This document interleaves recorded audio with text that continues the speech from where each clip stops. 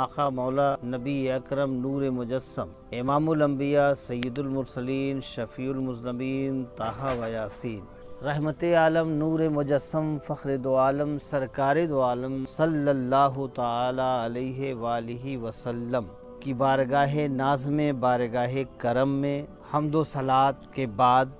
آقا کی بارگاہ کرم میں درود پاک کا ہدیہ پیش کر لیا جائے۔ اللہم صلی علی سیدنا و شفیعنا و حبیبنا و کریمنا و نبینا محمد و علی آل سیدنا محمد مبارک وسلم صلاۃ و سلاما علیکا یا سیدی یا حبیبی یا رسول اللہ صلی اللہ تعالی علیہ وآلہ وسلم۔ جیسا کہ ابھی میں نے قرآن شریف کی وہ آیت کریمہ کو تلاوت کرنے کا شرف حاصل کیا ہے، شہر رمضان الذی انزل فیہ القرآن، رمضان کا وہ مہینہ انزل فیہ القرآن جس میں قرآن کو نازل کیا گیا۔ یہ ہے اس آیت کریمہ کا ترجمہ۔ رمضان کا وہ مقدس مہینہ ہے جس میں قرآن نازل کیا گیا۔ یوں تو پورا قرآن مجید رفتہ رفتہ جیسی کی ضرورت پڑتی گئی، ضرورت کے مطابق 23 سال میں قرآن پاک نازل ہوا ہے، مگر رمضان شریف کی عظمت اور فضیلت کے باب میں یہ ایک بات بڑی نمایاں حیثیت رکھتی ہے کہ یہ مقدس مہینہ ایسا ہے کہ جس میں قرآن شریف نازل کیا گیا ہے۔ یہ پیارا مہینہ، مقدس مہینہ، عظمت اور فضیلت والا مہینہ اسی لیے ہوا کہ اس مہینے میں کلام الہی کا نزول ہوا، قرآن مقدس کو نازل کیا گیا، تو اللہ کے کلام سے اس مہینے کی نسبت ہو گئی۔ کلام الہی قرآن پاک سے اس مہینے کی نسبت ہو جانے کے بعد اب یہ مہینہ دیگر مہینوں میں زیادہ عظمت اور فضیلت والا مہینہ ہو گیا۔ اب چونکہ اس مہینے میں رمضان شریف کو نازل کیا گیا، اللہ کا کلام اس مہینے میں نازل ہوا، کلام الہی سے اس مہینے کی نسبت ہو گئی،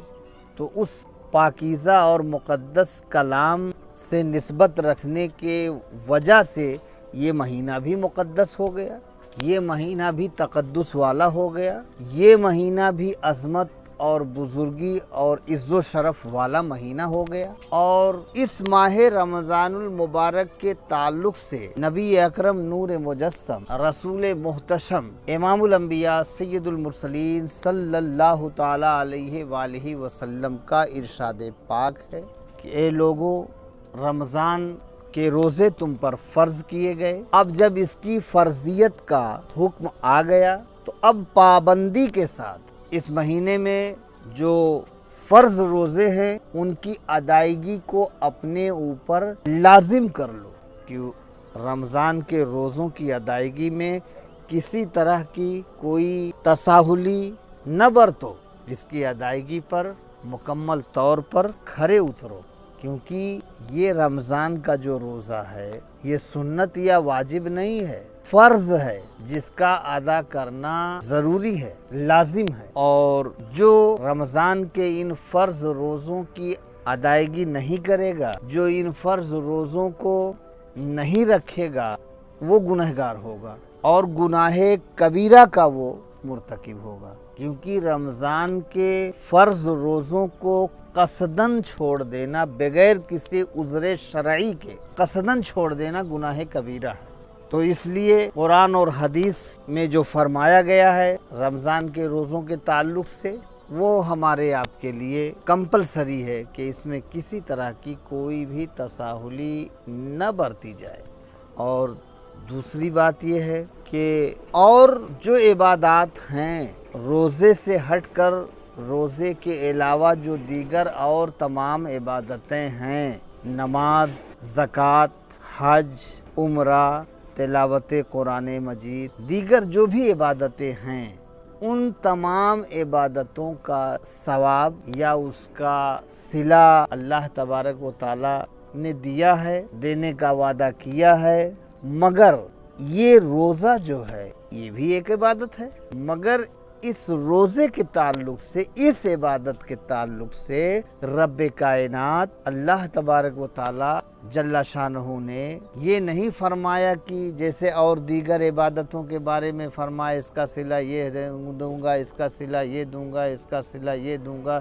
یہ نیکیاں کر لو یا یہ اتنی عبادتیں کر لو، اتنے حج کر لو تو پھر یہ جنت ہے، تو پھر وہ باغات ہیں تو جنت کا جام کوثر ملے گا پینے کو، وہ وغیرہ وغیرہ، یہ تمام ساری. مگر رمضان کے روزوں کے تعلق سے رب قدیر نے فرمایا یہ ایک واحد ایسی عبادت ہے کہ جس کے بارے میں ہمارا پروردگار، ہمارا خالق و مالک یہ فرما رہا ہے کہ اے میرے بندے، اس کی جزا،